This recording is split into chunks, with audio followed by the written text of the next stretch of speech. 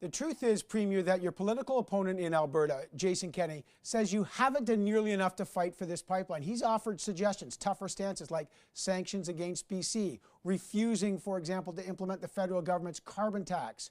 Will you play hardball and consider those options? Well, I think that some of the suggestions that have come from Mr. Kenney are starting to look a lot like the suggestions that come from President Trump south of the border, quite honestly.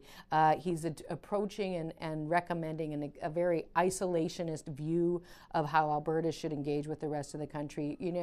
I honestly wouldn't be surprised if he's essentially saying that what we should do is build a wall around Alberta. I wouldn't be surprised if tomorrow he comes out demanding that BC pays for it, and then the next day he'll come out and wonder why it is that we can't get the pipeline built. That kind of approach is the absolute wrong way to build a nation, and I don't think, frankly, that any Canadians and Albertans are going to ultimately embrace it, and it's not helpful and it's not practical, and I think that we're going to have a bit more progress in the approach that we're taking. No, but Premier, his point is that he doesn't want to build a wall. He actually wants to build a pipeline. And all the talk clearly isn't getting a pipeline built.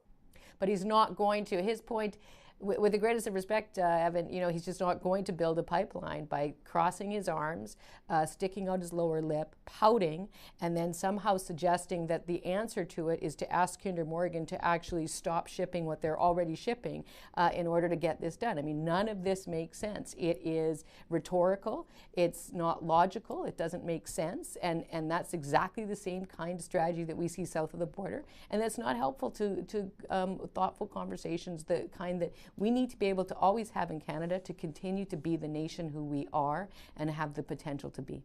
Okay, well, we'll see if the pipeline does get built with your strategy or with another one.